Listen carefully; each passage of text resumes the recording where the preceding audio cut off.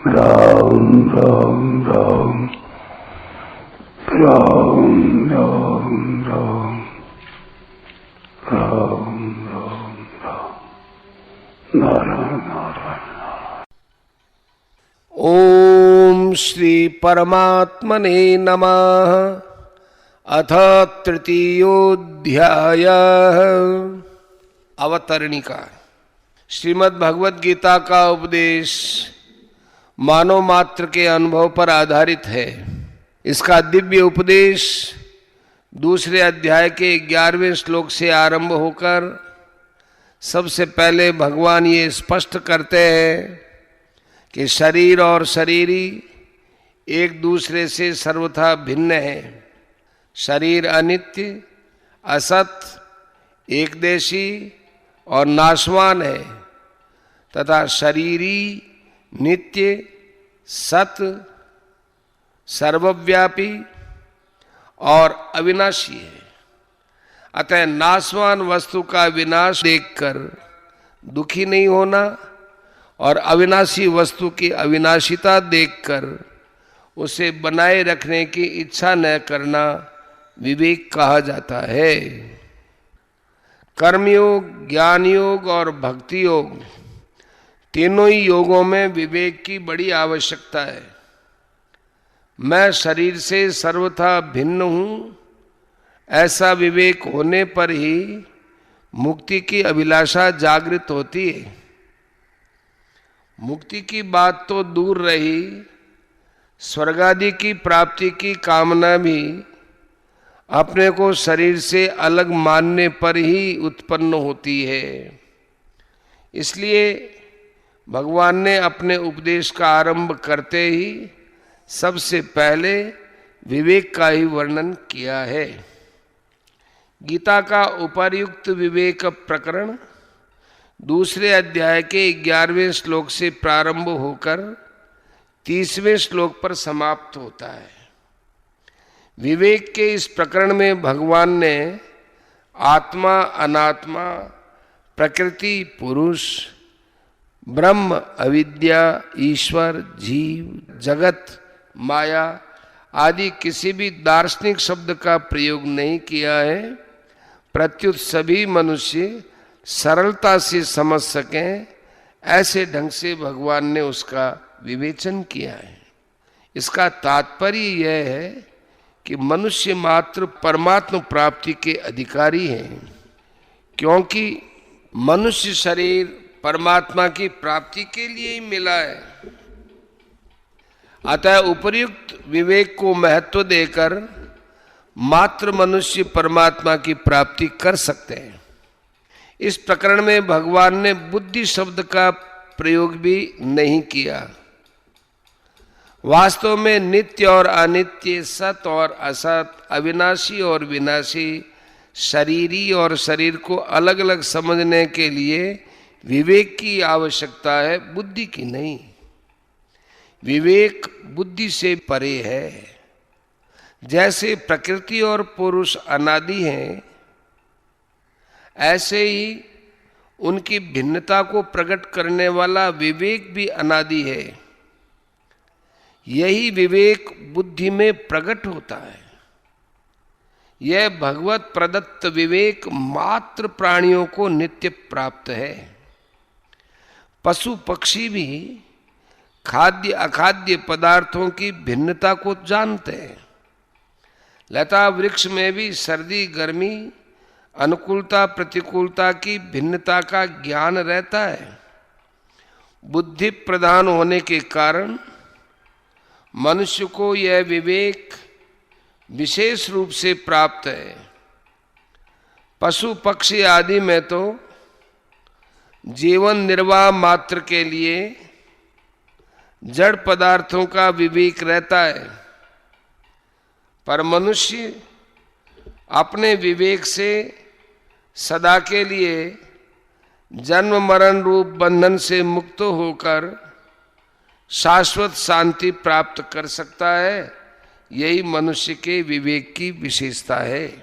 विवेक जागृत होने पर अर्थात शरीर और शरीरी की भिन्नता का अनुभव होने पर अपने कहलाने वाले शरीर, इंद्रियां, मन, बुद्धि सहित संसार का सर्वथा संबंध विच्छेद हो जाता है, जो कि वास्तव में है, और बुद्धि शुद्ध तथा सम हो जाती है, अर्थात बुद्धि का विषम भाव मिट जाता है।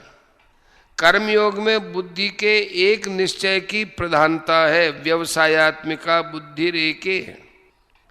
जैसे सांख्य योग में विवेक की मुख्यता होती है, भक्ति योग में श्रद्धा विश्वास की मुख्यता होती है, ऐसे ही कर्मयोग में निश्चयात्मिका बुद्धि की प्रधानता रहती है। कर्मयोग में विवेक तथा श्रद्धा विश्वास नहीं होते ऐसा नहीं है, पर मुख्यता एक निश्चयात्मिका बुद्धि की रहती है। ऐसे ही सांख्य और भक्ति योग में भी एक निश्चयात्मिका बुद्धि रहती है। मनुष्य का जब अपने कल्याण अथवा परमात्मा प्राप्ति का ही एक निश्चय हो जाता है, तब उसे अनुकूलता और प्रतिकूलता बाधा नहीं पहुंचाती, और इस प्रकार बिना कुछ किए ही उसकी बुद्धि स्वतः सम होने लगती है। बुद्धि को सम करने के लिए तभी तक कहा जाता है जब तक बुद्धि में संसार का महत्व, आकर्षण और खिंचाव रहता है। एक निश्चयात्मिका बुद्धि हो जाने पर संसार का महत्व, आकर्षण, खिंचाव स्वतः मिटने लगता है। ऐसी निश्चयात्मिका बुद्धि होने में भोग और संग्रह की आसक्ति को महान बाधक बताया गया है। इस तरह कर्मयोग में निश्चयात्मिका बुद्धि की अत्यंत आवश्यकता बताने के बाद अर्जुन को समभाव पूर्वक कर्तव्य कर्म करने के लिए विशेष रूप से कहते हैं, जैसे कर्मण्यवाधिकारस्ते योगस्थ कुरु कर्माणि, तेरा कर्म करने में अधिकार है, समता में स्थित हुआ तो कर्म कर। इसके साथ यह भी कहते हैं कि दूरेण यवरं कर्म बुद्धि योगात्, बुद्धि योग अर्थात समता से सकाम कर्म अत्यंत तुच्छ है। आगे कहते हैं बुद्धौ शरणमन्विच्छ, बुद्धि युक्तो जहाती है उभे सुकृत दुष्कृते, तस्माद् योगाय युज्यस्व योग कर्म सुकौशलम। तो समबुद्धि का आश्रय ग्रहण कर समता पूर्वक कर्म करने वाला पुरुष पाप और पुण्य दोनों का यहाँ जीवित अवस्था में ही त्याग कर देता है।